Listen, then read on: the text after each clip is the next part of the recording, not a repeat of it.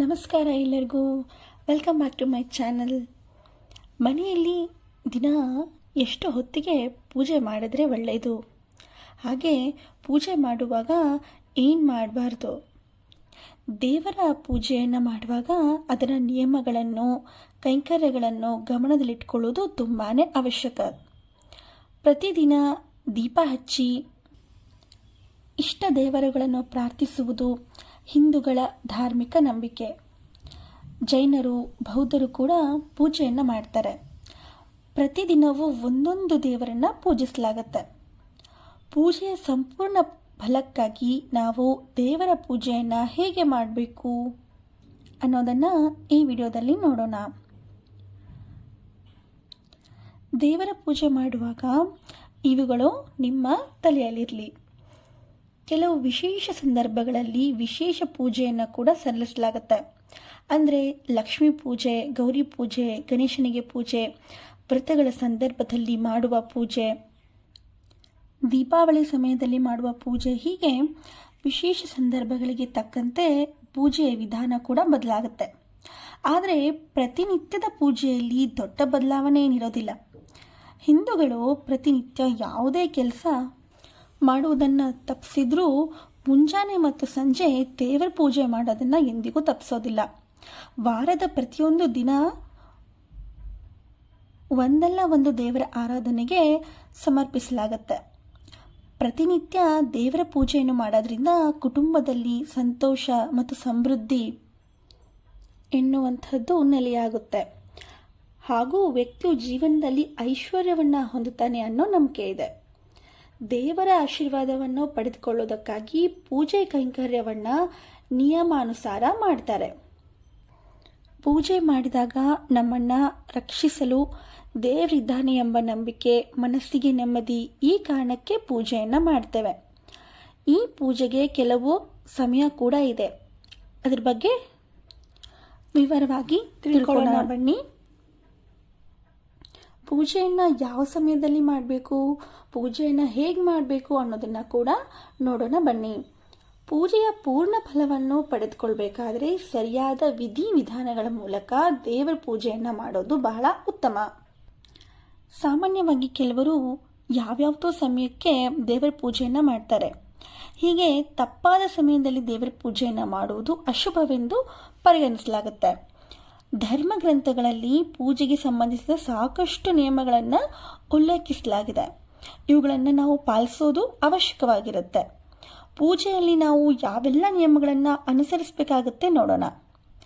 ಮೊದಲನೇದು, ದೇವರ ಪೂಜೆಯನ್ನು ಈ ಸಮಯದಲ್ಲಿ ಮಾಡೋಕ್ಕೆ ಹೋಗಬಾರ್ದು. ಧರ್ಮ ಗ್ರಂಥಗಳ ಪ್ರಕಾರ ಯಾವುದೇ ಒಬ್ಬ ವ್ಯಕ್ತಿಯು ಮಧ್ಯಾಹ್ನದ ಸಮಯದಲ್ಲಿ ಮತ್ತು ರಾತ್ರಿ ಸಮಯದಲ್ಲಿ ದೇವರ ಪೂಜೆಯನ್ನು ಮಾಡಬಾರ್ದು. ಅದರಲ್ಲೂ ವಿಶೇಷವಾಗಿ ಮಧ್ಯಾಹ್ನ ಸಮಯದಲ್ಲಿ, ಅಂದರೆ 12 ಗಂಟೆಯಿಂದ 3 ಗಂಟೆ ಅವಧಿಯಲ್ಲಿ ದೇವರಿಗೆ ಯಾವುದೇ ರೀತಿಯಾದ ಪೂಜೆಯನ್ನು ಮಾಡಬಾರ್ದು. ಈ ಸಮಯದಲ್ಲಿ ನೀವು ದೇವರ ಪೂಜೆಯನ್ನು ಮಾಡೋದ್ರಿಂದ ಯಾವುದೇ ರೀತಿಯಾದ ಪೂಜೆಯ ಫಲ ನಿಮಗೆ ಪ್ರಾಪ್ತವಾಗೋದಿಲ್ಲ. ಇನ್ನು ಪೂಜೆಗೆ ಯಾವ ಸಮಯ ತುಂಬ ಒಳ್ಳೆಯದು ಅಂತ ನೋಡೋದಾದರೆ, ಬೆಳಗ್ಗೆ 4:30ರಿಂದ 5 ಗಂಟೆ ಬ್ರಾಹ್ಮಿ ಮುಹೂರ್ತದಲ್ಲಿ ಪೂಜೆ ಮಾಡಿದ್ರೆ ತುಂಬಾ ಒಳ್ಳೆಯದು. ಬೆಳಗ್ಗೆ 9 ಗಂಟೆಗೆ ಪೂಜೆ ಮಾಡ್ಬೋದು. ಮಧ್ಯಾಹ್ನ 12 ಗಂಟೆಗೂ ಕೂಡ ಪೂಜೆ ಮಾಡ್ಬೋದು. ಸಂಜೆ 4:30ರಿಂದ 6 ಗಂಟೆಯ ಒಳಗೆ ಮಾಡ್ಬೋದು. ಇದನ್ನು ಸಂಧ್ಯಾ ಪೂಜೆ ಅಂತಲೂ ಕೂಡ ಕರೀತಾರೆ. ರಾತ್ರಿ 9 ಗಂಟೆಗೆ ದೇವರು ಮಲಗ್ತಾನೆ ಅಂತ ಶಾಸ್ತ್ರದಲ್ಲಿ ಹೇಳಲಾಗುತ್ತೆ. ಈ ಹೊತ್ತಿನಲ್ಲಿ ಮಾಡುವ ಪೂಜೆಗೆ ಶಯನ ಪೂಜೆ ಅಂತ ಕರೀತಾರೆ. ಈ ರೀತಿಯಾಗಿ ದಿನನಿತ್ಯ 5 ಬಾರಿ ನಾವು ವಿವಿಧ ಸಮಯದಲ್ಲಿ ದೇವರ ಪೂಜೆಯನ್ನು ಮಾಡಬಹುದಾಗಿದೆ. ಪೂಜೆ ಮಾಡುವ ಸೂಕ್ತ ವಿಧಾನ ಹೀಗಿದೆ ನೋಡಿ. ಪೂಜೆ ಸಮಯದಲ್ಲಿ ಯಾವಾಗಲೂ ನಿಮ್ಮ ಮುಖವನ್ನು ಪೂರ್ವ ಅಥವಾ ಉತ್ತರದ ಕಡೆಗೆ ಇರಿಸ್ಕೋಬೇಕು. ಪೂರ್ವ ಅಥವಾ ಉತ್ತರ ದಿಕ್ಕಿನ ಮುಖ ಮಾಡಿ ಪೂಜೆಯನ್ನು ಮಾಡೋದ್ರಿಂದ ಮನೆಯಲ್ಲಿ ಸುಖ ಸಂತೋಷ ನೆಲೆಯಾಗುತ್ತೆ. ದೇವರ ಆಶೀರ್ವಾದವೂ ಕೂಡ ನಮ್ಮ ಮೇಲಿರುತ್ತೆ. ಈ ಸಮಯದಲ್ಲಿ ನಿಮ್ಮ ಬಲಭಾಗದಲ್ಲಿ ಗಂಟೆ, ಧೂಪ, ದೀಪ, ಧೂಪದ್ರವ್ಯ ಮತ್ತು ಪೂಜಾ ಸಾಮಗ್ರಿಗಳನ್ನು ಇಟ್ಕೊಳ್ಬೇಕು. ಪೂಜೆ ಮಾಡುವ ಸಮಯದಲ್ಲಿ ತಲೆಯನ್ನು ಮುಚ್ಚಿಕೊಂಡು ಪೂಜೆಯನ್ನು ಮಾಡಬೇಕು. ಇದನ್ನು ಬಹಳ ಗಮನದಲ್ಲಿಟ್ಕೋಬೇಕು. ಮೊದಲು ಸ್ನಾನ ಮಾಡಿ ದೇಹವನ್ನು ಸ್ವಚ್ಛ ಮಾಡಿ ಮಡಿ ಬಟ್ಟೆ ಧರಿಸಿ ನಂತರ ಪೂರ್ವ ದಿಕ್ಕಿಗೆ ಮುಖ ಮಾಡಿ ನಿಂತು ಇಷ್ಟ ದೇವರನ್ನ ಮನಸ್ಸಿನಲ್ಲಿ ಧ್ಯಾನಿಸಬೇಕು. ದೇವರ ಕೋಣೆಯನ್ನು ಸ್ವಚ್ಛ ಮಾಡಿ ನಂತರ ಮೊದಲಿಗೆ ಗಣೇಶನ ಆರಾಧನೆಯೊಂದಿಗೆ ಪೂಜೆಯನ್ನು ಶುರು ಮಾಡಬೇಕು.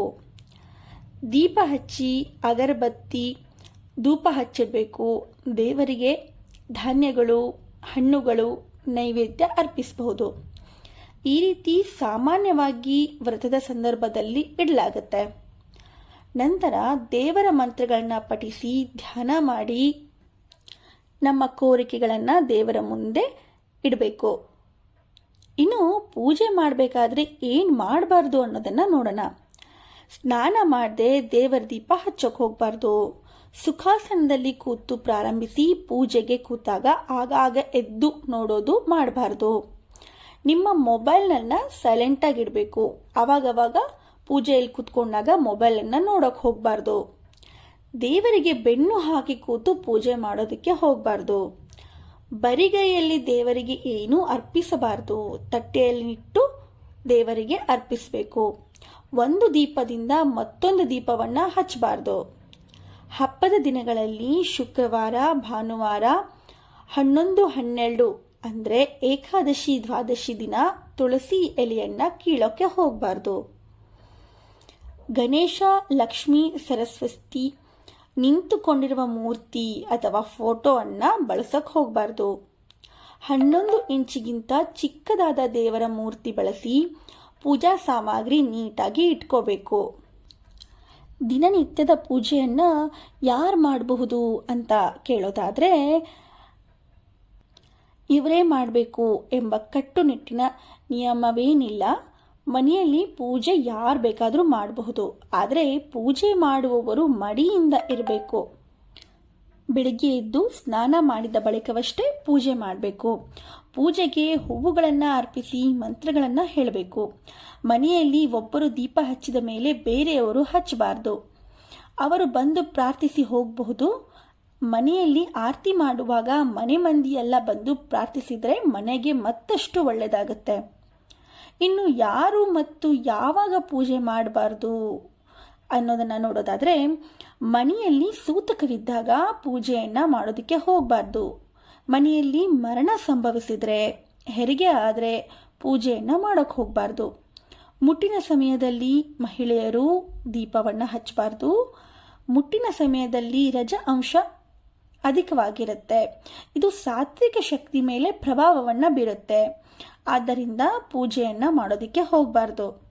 ನಾವು ದೇವರ ಪೂಜೆಯನ್ನು ಮಾಡುವಾಗ ಈ ಮೇಲಿನ ಎಲ್ಲ ವಿಚಾರಗಳನ್ನು ಗಮನದಲ್ಲಿಟ್ಟುಕೊಂಡು ದೇವರ ಪೂಜೆಯನ್ನು ಮಾಡುವುದು ಬಹಳ ಉತ್ತಮ. ಈ ರೀತಿ ನಾವು ದೇವರನ್ನು ಪೂಜಿಸುವುದರಿಂದ ನಾವು ಮಾಡಿದ ಪೂಜೆಯ ಫಲ ನಮ್ಮನ್ನು ಬಿಟ್ಟು ಕೊಡುವುದಿಲ್ಲ. ಈ ವಿಡಿಯೋ ಇಷ್ಟವಾದರೆ ಲೈಕ್ ಮಾಡಿ, ಶೇರ್ ಮಾಡಿ, ಹಾಗೆ ನನ್ನ ಚಾನೆಲ್ನ ಸಬ್ಸ್ಕ್ರೈಬ್ ಮಾಡಿ. ಎಲ್ಲರಿಗೂ ಧನ್ಯವಾದಗಳು.